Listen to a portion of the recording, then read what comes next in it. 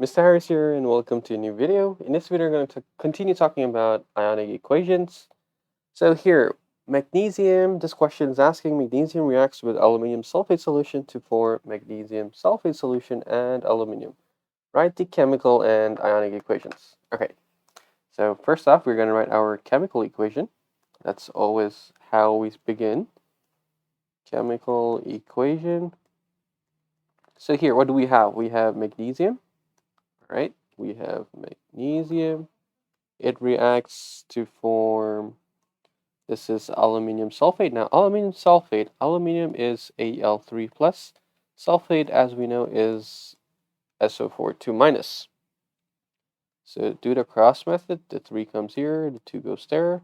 That means we have Al2, SO4, and bracket 3. Okay, so I'm going to write it here, Al2, SO4, 3. And then this forms, what does this form?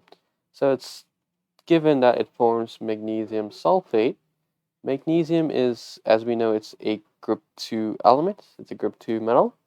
So it's 2 plus charge. Sulfate is SO4 2 minus. So basically it is MgSO4. Okay, you do the cross method. And basically you get Mg2SO4 2. And then remember, because they're the same, you can simplify it and you just get MgSO4 left behind. So we've done that numerous times.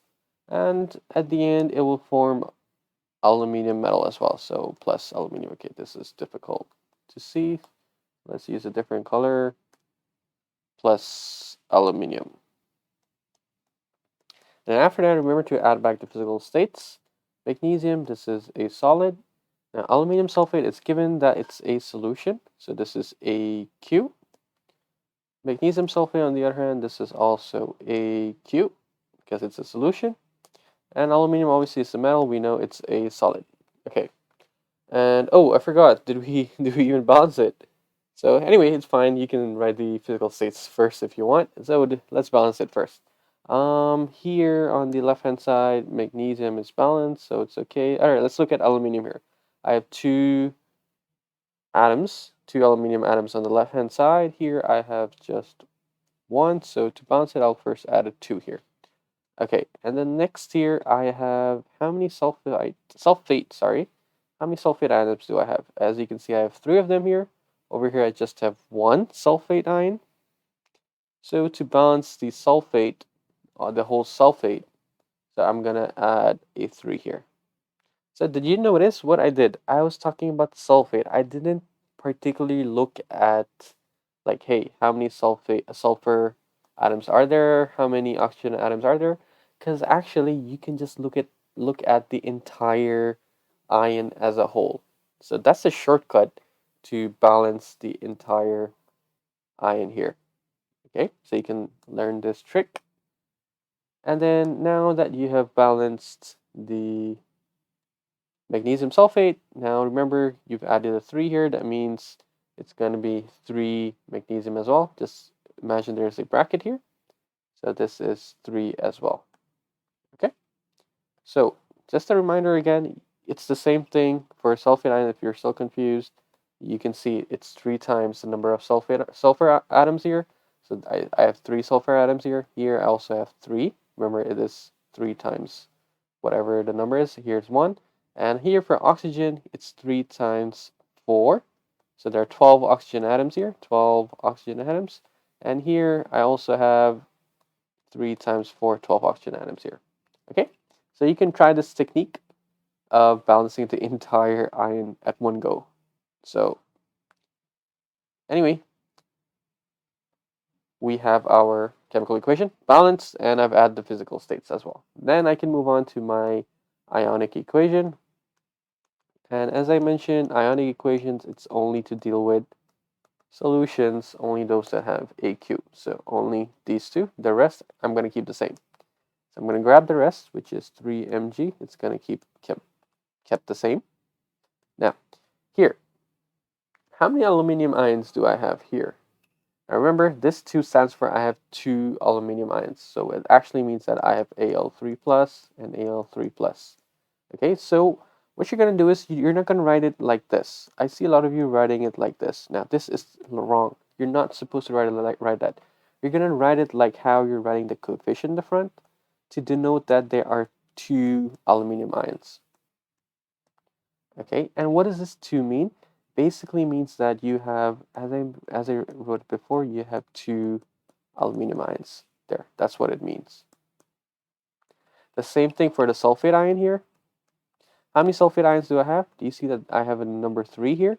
That means I have 3 sulfate ions. Okay, maybe I'll use a different color. So I have 3 sulfate ions. So again, you're not going to write it like this. You're not going to write it like that. It's totally, you're going to add it to the front here. And what does this 3 sulfate ion mean? It means that you have 3 sulfate ions there. That's what it means here. Okay, remember? This is the same as this, which is the same as this. Or you can just directly say that this is this. So I'm saying a lot of this, but hopefully you get what I'm saying here. Okay, so I'm going to rip this part out and write back my AQ here. And then what does this form? It forms now, how many Mg do I have? You're like, oh, sir, I just have 1 because I don't see any number here. Now, again, don't forget how you have a coefficient in the front. So remember to add back the coefficient there. So how many magnesium ions do I have here? That would mean I have 3 magnesium ions. So do you notice? Do you notice something here? So if the coefficient is in the front, you're still gonna write it like this. If the number is over here, like on the right hand side of the atom or ion, whatever it is, you're still gonna write it like this. So that is one technique that I want you to be familiar with also. And look here now. How many sulfate ions do I have here? I'll have plus 3 sulfate ions as well. Why do I have 3? Remember, there's an imaginary bracket. This is 3 for the entire sulfate ion as well. And the whole point of Ionic equation is to split them into 2. So I've done my job. I've split my solution here into 2. So this is the first bit. And now this is the second bit. This is the second bit here. Okay, and then let me add back my aluminium at the end. So plus 2 aluminium solid. Okay, and then after you've written down the first, I'll say the first step of writing the ionic equation, then you look for any of the spectator ions that you have. Now, obviously, you do have a spectator ion here, which is the sulfate ion. On the left-hand side, you can cross it out with the right-hand side here. So cross these two out, and then write back your overall ionic equation. So 3Mg plus 2 aluminium ions in AQ. This would form 3Mg2 plus and your aluminium metal. So there you have it. This is your balanced ionic equation. Now, and I told you in the last video, I told you can also check it. You can check whether your final balanced equation makes sense by looking at the charge, whether it's having the same on the left and right hand side, or whether the charges are the same or not. So here, example, here you're like, I have 3 plus charge, and remember I have 2 of them here. That means I have Al3 plus, Al3 plus. What's the overall charge here? So 3 plus and 3 plus, that means I have, let's say, 6 plus here, okay? But usually I prefer to say it as positive 6. Now, just imagine it's positive 6, okay? Or you can say 6 plus. But I prefer using positive 6. You'll learn later on why, because in book 2b, we'll learn about redox reaction for oxidation numbers. That's the reason I just like saying it this way. And how about this one here? This one, there's magnesium 2 plus. How many do I have? I have 3 of them, right? So imagine I have 3 magnesium 2 plus ion. So what's the overall charge? So you're just adding these charges together. Again, this is 6 plus, or as I prefer to write it, I prefer to write it as positive 6. So you can see the two numbers here are the same. So it has a 6 plus charge, or you can say positive 6 in this case. So it's balanced. That means your ionic equation is correct. It will make sense. So that's a technique for you to check whether your ionic equation is correct or not. All right. And then now, this is one last question. This question is quite typical in MC for in the past papers where they usually give you a chemical equation and they ask you to find the unknowns, and these unknowns are usually the coefficients. The coefficients. So what I used to do now, a lot of you will start immediately to plug in these numbers into the coefficients and see which one matches. Now, I've already explained this in book one of the past papers in book 1C. So I've introduced like a three-step method or three methods that you could do to solve this. Now, in this one, we're going to use one of the methods, which is to first plug in.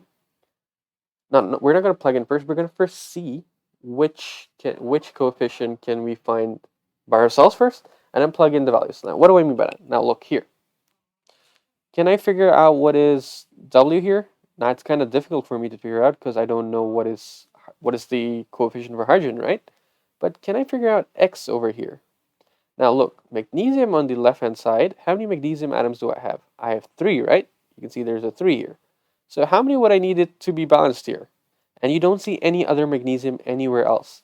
That means this number is definitely going to be 3 as well, because that's the only option you have. So what you're going to do is you're going to go down and look at which of these values is 3 for X. So you can see this one is wrong, B and C, they're both wrong. And then what you're going to do is, then you're going to look at some other numbers. So you know 3 is correct, so you're going to keep these two numbers.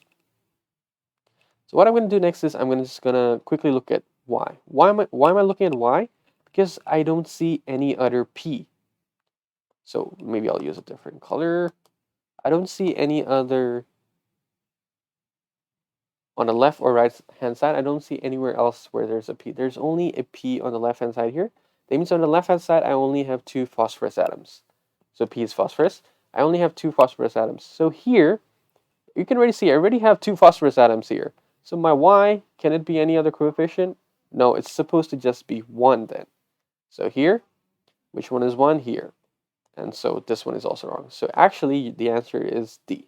And you don't need to waste your time doing all of this one by one, putting it there, subbing in, and seeing whether the atoms match or not. So always first begin by looking at whether you can balance any of these coefficients without even looking at these values here. So that would be the best way to do it. So actually, you will save a lot of time. So just imagine if the answer was D, you're going to spend ages to go all the way from A to C to finally to get your answer. Okay? So here, just wanted to introduce you about chemical equations and ionic equations. So I will see you in the next video, and that's it for this one. Bye!